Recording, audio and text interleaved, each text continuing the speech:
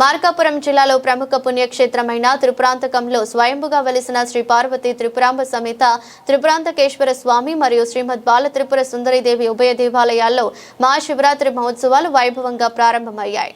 మహాశివరాత్రి సందర్భంగా ఉభయ దేవాలయాల్లో ప్రత్యేక పూజల అభిషేకాలు, కుంకుమార్చనలు, హోమాలు జరిగాయి. ఆలయ కార్యనిర్వహణాధికారి ఏడి అనిల్ కుమార్, ఆలయ ప్రధాన అర్చకులు విశ్వం నారాయణ శాస్త్రి, ప్రసాద్ శర్మలు మాట్లాడుతూ మహాశివరాత్రి రోజున మహాన్యాసపూర్వక రుద్రాభిషేకం, లింగోద్భవ దర్శనం, స్వామి అమ్మవార్ల కళ్యాణ మహోత్సవం నిర్వహించినట్లు తెలిపారు. రాష్ట్రం నలుమూలల నుంచి వేలాది మంది భక్తులు తరలివచ్చే అవకాశం ఉన్నందున సామాజిక సత్రాల్లో భోజన వసతి సౌకర్యాలు ఏర్పాటు చేశారు. మహాశివరాత్రి జాగారం సందర్భంగా భక్తుల కోసం సాంస్కృతిక కార్యక్రమాలు కూడా నిర్వహించనున్నారు.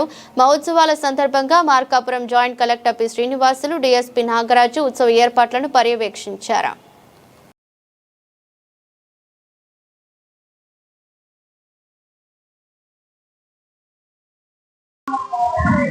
ఓం శ్రీ గురుభ్యో నమః.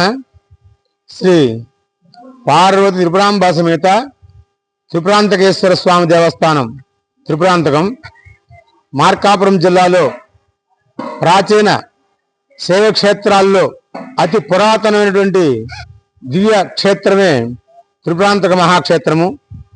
ఈ మహాక్షేత్రము త్రిపురాంతక గ్రామానికి సుమారు 2 కిలోమీటర్ల దూరంలో ఉన్నటువంటి కుమారగిరిపై త్రిపురాసుర సంహరించినటువంటి అనుభూతితోటి స్వామివారి ఇక్కడ స్వయంభూ వెలిసి ఉన్నాడు. ఆ యొక్క దేవాలయము ప్రపంచంలో రాక్షసులు నిర్మించినటువంటి ఏకైక శివాలయమే త్రిపురాంతక మహాక్షేత్రము. సహజంగా దేవాలయాలు రాజులు, మహర్షులు, యోగులు ఇలాంటి వాళ్ళు తపోశక్తితోటి దేవాలయం నిర్మిస్తూ ఉంటారు. ఈ క్షేత్రము రాక్షస ఆగమ శాస్త్రం ప్రకారం కట్టారని ప్రతీదిగా ఇక్కడ దేవాలయంలో మనకు ప్రవేశము నైరుతి ప్రవేశం అంటారు. ఇక్కడ ఎందుకనగా వాళ్ళ చేతిలో నిర్మాణం జరిగింది కాబట్టి అటువంటి దివ్యక్షేత్రమే ఈ యొక్క త్రిపురాంతక మహాక్షేత్రము. ప్రపంచంలో శ్రీచక్రం మీద ఉన్నటువంటి ఒకే ఒక శివాలయము ఈ యొక్క త్రిపురాంతక మహాక్షేత్రము.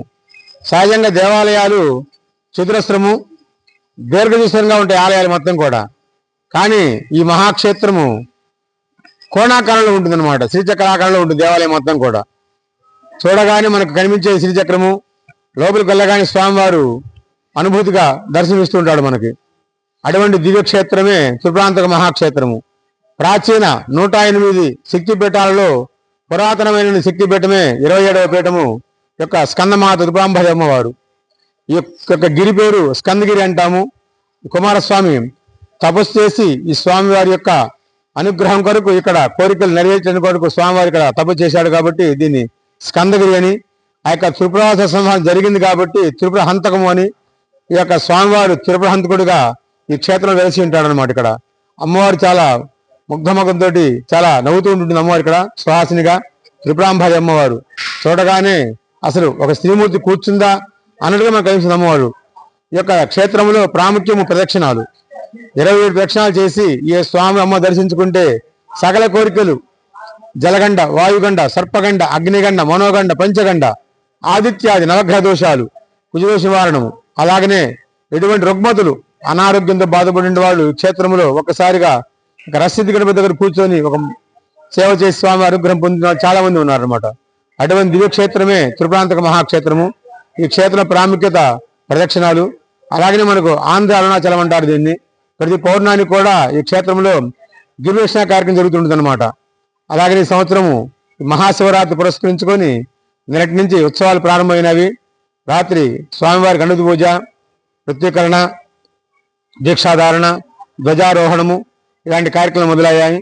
ఈరోజు ఉదయాన్నే స్వామివారికి స్నాపనము, అలంకారము, ఇప్పుడు సాయంకాలము నంది అభిషేకము, స్వామివారికి 8 గంటలకి స్వామివారి అమ్మవారి యొక్క ఉత్సవ కార్యక్రమం ఉంటుంది. అలాగనే రేపటి రోజున మహాశివరాత్రి తెల్లవారుజామున 2 గంటల నుంచే స్వామివారికి మహారుద్రాభిషేకము, అనంతరం స్వామివారి అలంకార దర్శనాలు ఉంటుంటాయి. అలాగే మరుసటి రోజున స్వామివారి రథోత్సవం చాలా సుమారుగా 90 అడుగుల ఉన్నటువంటి రథం మీద స్వామివారు ఊరేగింపు జరుగుతుంటుంది. లక్షలాది జనం యొక్క ఉత్సవంలో పాల్గొంటారు. ఒక్కసారి జీవితంలో ఈ యొక్క శివరాత్రి దర్శనం చేసినా మనకి సకల దోషాలు పోతాయని ప్రతీతి. క్షేత్రంలో ప్రాముఖ్యత స్వామివారి ప్రదక్షిణాలు. అలాగనే రాగానే మనకు స్వామి పాద దర్శనం ఇస్తాయి. ఫస్ట్గా మొదట్లోని స్వామివారి పాదాలు ఉంటాయి. ఆ పాదాలు దర్శించుకొని లోపల రాగానే స్వామివారి గణపతి కనపడతాడు. ఆ తర్వాత ఆ స్వామి అమ్మవారు అనుగ్రహం ఉంటుంది. జీవితంలో ఒక్కసారైనా క్షేత్రాన్ని దర్శించండి, శివానుగ్రహం పొందండి. ఓం నమః శివాయ.